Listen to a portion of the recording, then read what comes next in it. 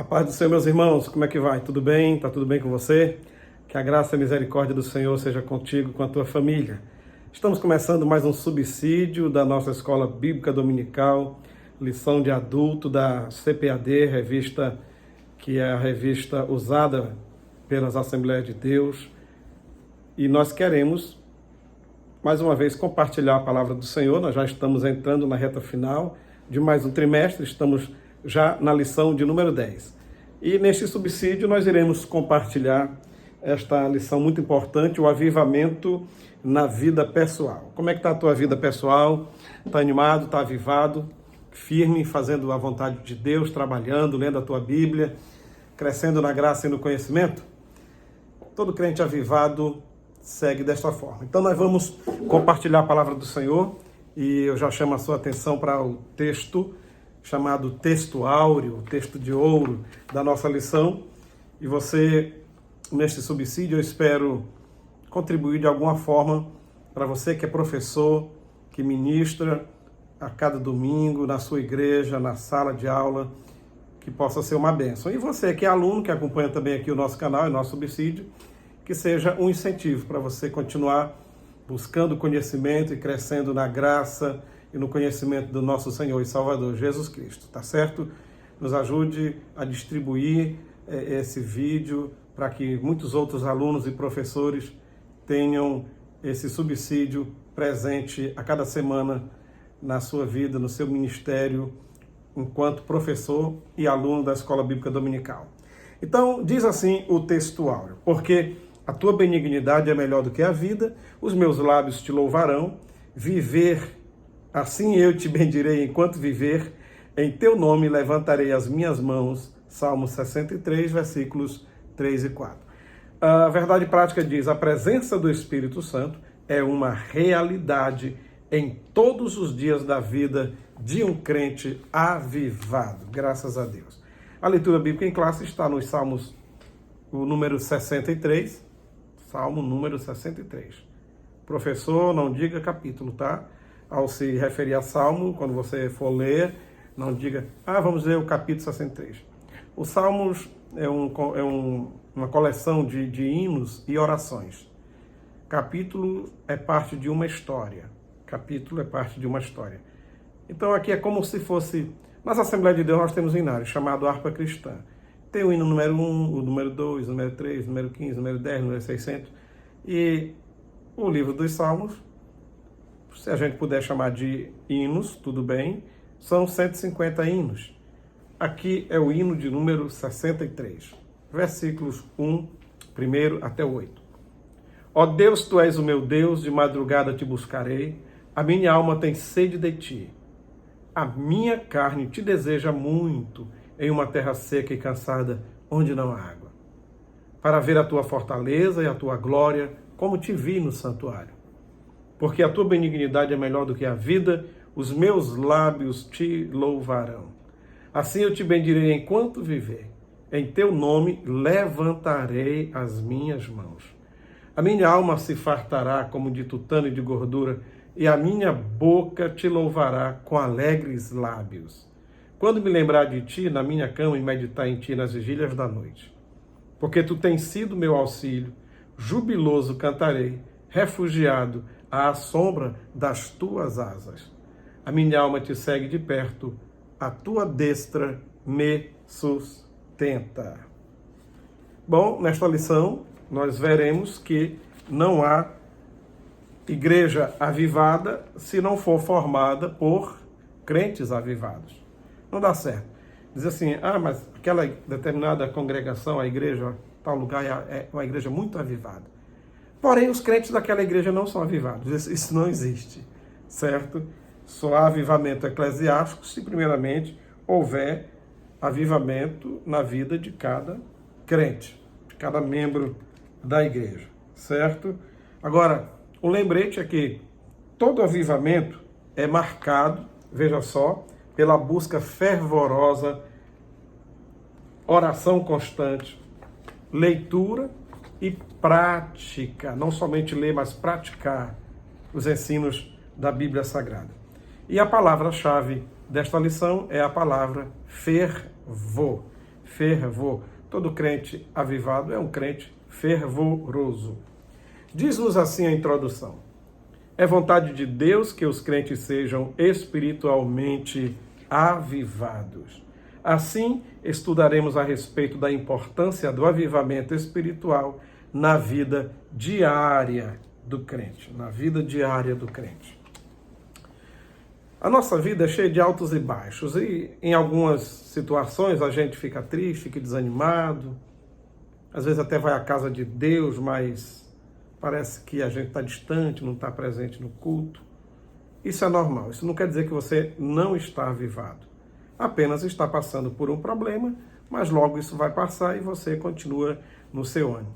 Agora, ficar o ano inteiro, 2 anos na igreja, aquele crente com jeito de triste, de melancólico o tempo todo, não expressa uma reação de alegria nem de fervor espiritual, aí já é um caso a se pensar sobre a necessidade de um acompanhamento, um compromisso com Deus, um tratamento espiritual, pastoral, e dos irmãos ali em comunhão para ajudar esse irmão, esta irmã que está desanimado na fé, talvez, até com a própria vida, por causa dos problemas, a superar essa situação.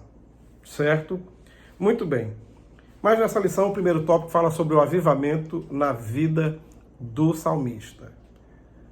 O avivamento na vida do salmista. Davi era um homem animado, um homem avivado, e até mesmo no meio das guerras, ali numa tréguazinha, ele parava, escrevia um salmo, e Davi se demonstrava sempre ser um homem pronto a fazer a vontade de Deus, a servir ao Senhor e a cultuar ao Senhor.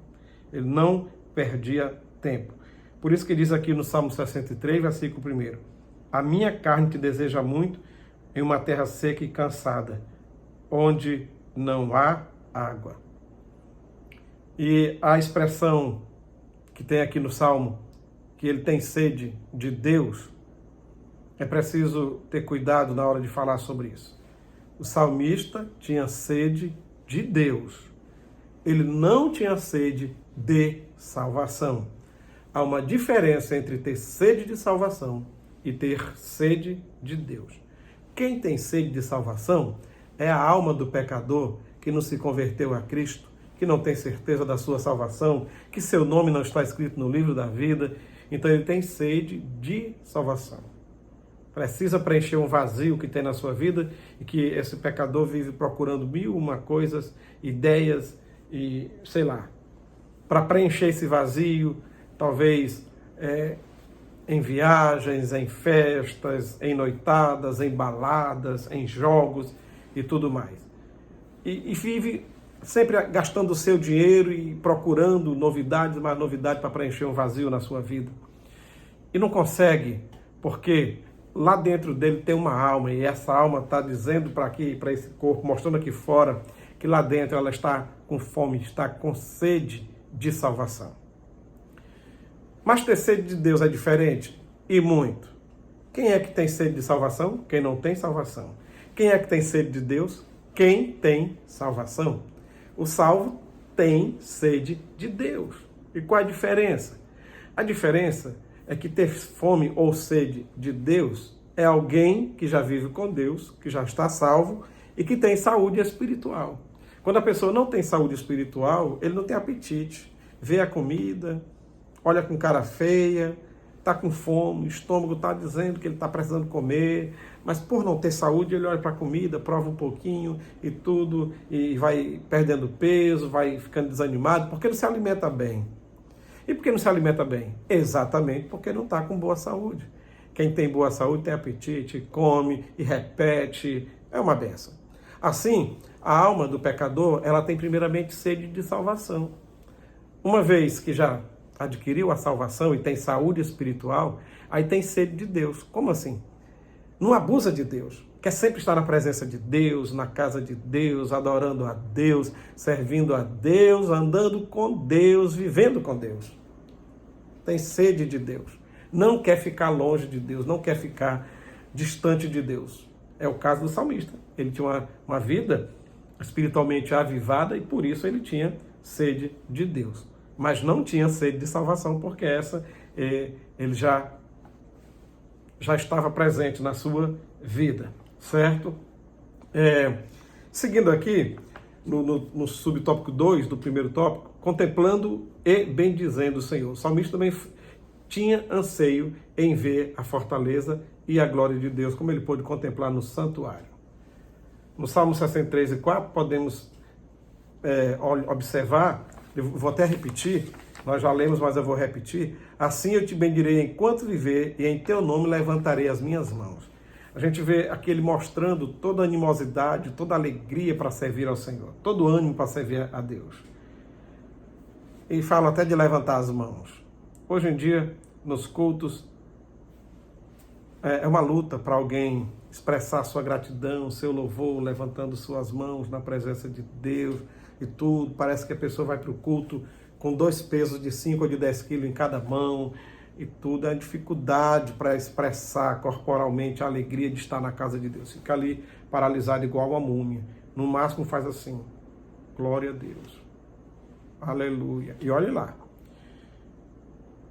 Mas o salmista, ele diz: eu vou levantar as minhas mãos. Em outro salmo, ele diz que ia bater palma. Em outro salmo, diz que é para louvar a Deus com dança. Então, você vê que ele, no livro dos Salmos, está sempre mostrando a alegria de cultuar ao Senhor. Todo crente avivado tem essa alegria, disposição para levantar a mão na casa de Deus, sem prezar pregador, está pedindo: levante sua mão, não sei o quê, faz isso. Não. A gente já vai ali para isso mesmo. Quem tem saúde espiritual, está avivado, é normal para ele expressar essa sua alegria e esse seu ânimo em servir ao Senhor. Então, nesse Salmo 63, nós podemos aprender, como diz aqui a lição, aprender com ele a respeito da disposição da alma em contemplar a glória do Senhor e bendizê-lo por toda a vida.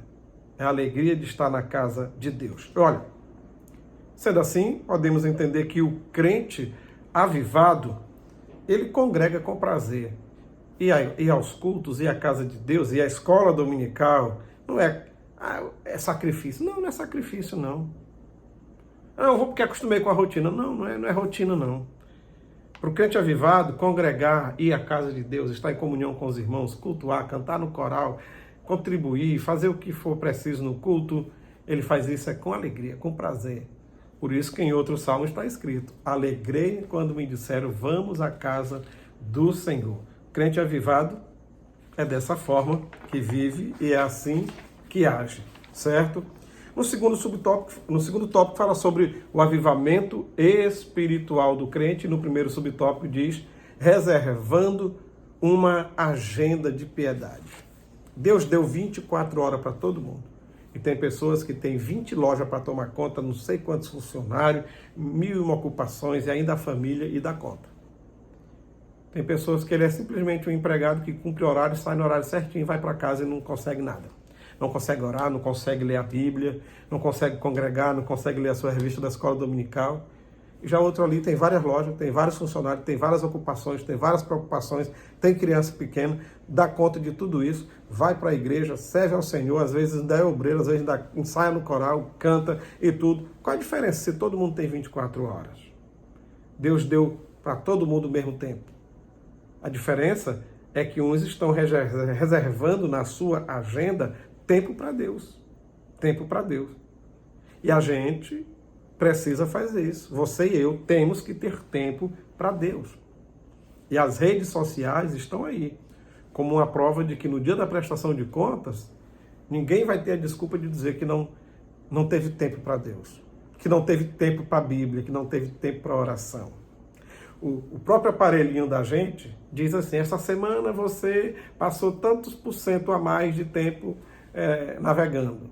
Essa semana seu tempo reduziu e tudo. As próprias redes sociais vigiam a gente. Imagine Deus. Então, as redes sociais estão aí. São boas, são boas ferramentas que podemos usar exatamente. Eu faço uso. Porém, o tempo delas não pode superar nosso tempo de oração, nosso tempo de leitura da palavra, nosso tempo com Deus. Precisamos reservar tempo para Deus, certo? A gente precisa criar capricho, fazer esforço, senão vai surgir 1001 coisa para ocupar o nosso tempo. E quando a gente achar que tem um tempo vazio, a gente mesmo procura uma coisa para preencher aquele espaço.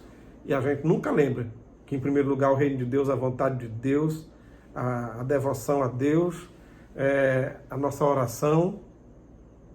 Sobrou um tempinho, preencha com as coisas espirituais, com as coisas de Deus, com tempo para Deus.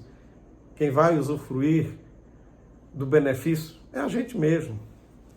Ninguém perde tempo quando tira tempo para Deus. Pelo contrário, parece que Deus faz o tempo da gente render, certo? Então, na Bíblia, muitos homens e mulheres de Deus venceram grandes batalhas porque tinham a prática diária da oração. E no nosso terceiro tópico fala sobre a vida pessoal e familiar do crente avivado. Crente avivado. Como falei no começo, a igreja só é avivada se cada crente, cada membro daquela igreja for avivada. E a gente mostra que a gente é crente de verdade aí em casa, porque na coletividade é fácil. Lá na igreja é fácil dar glória a Deus, levantar a mão, até falar em língua estranha. Na coletividade ali, todo mundo é uma bênção.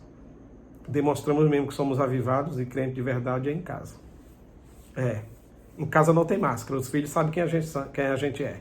A esposa sabe quem eu sou. Nós sabemos quem é realmente a esposa da gente. As pessoas dentro de casa, do mesmo teto, não tem máscara. Por isso é na vida pessoal que a gente se deve manter avivado. Falar em língua lá no culto é fácil. E em casa, você fala em línguas? Ler a Bíblia juntamente com os outros é fácil. Em casa, a gente está lendo a Bíblia? Então, se pessoalmente a gente já tem esse hábito, já está treinado para isso,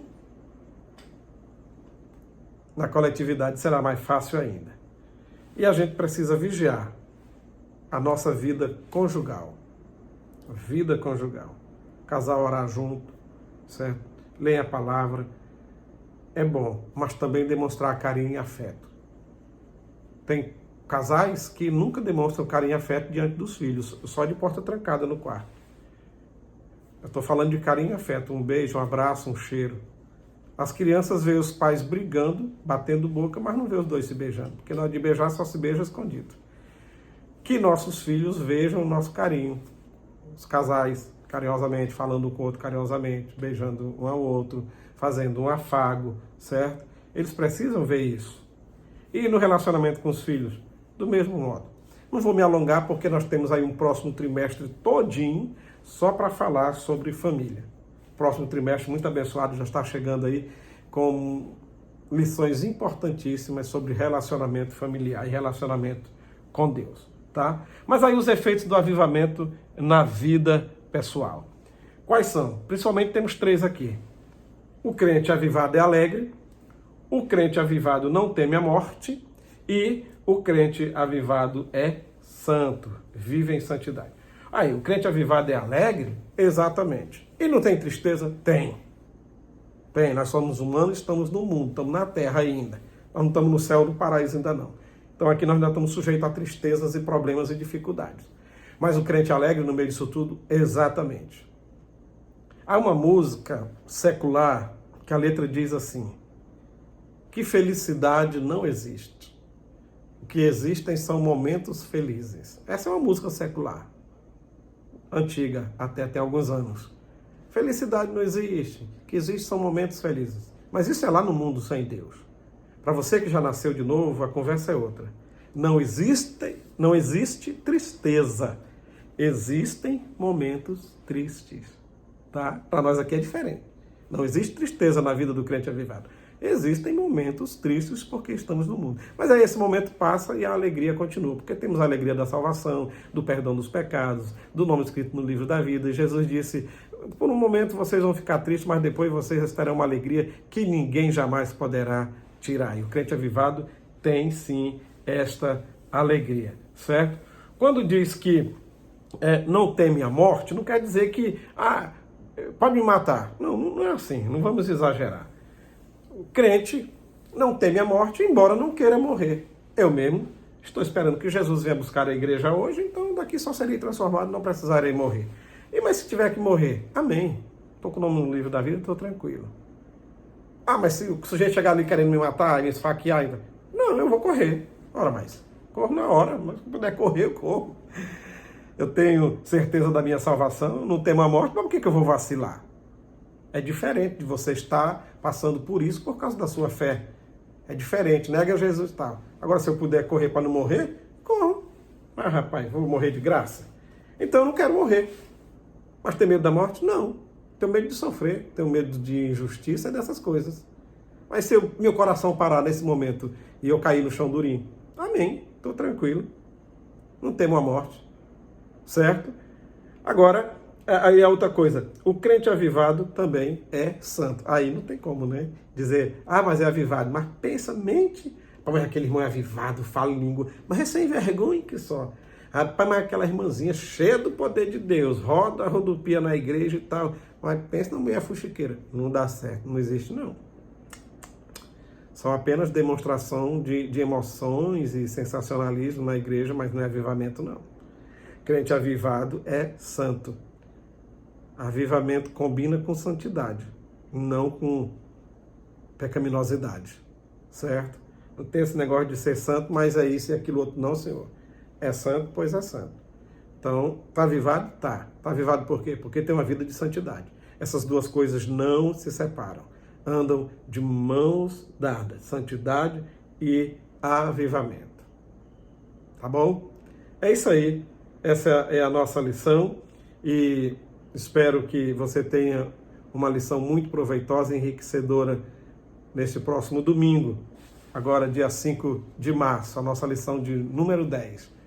Deus abençoe, continue orando por nós. Se você gostou desse vídeo, compartilhe aí para mais pessoas.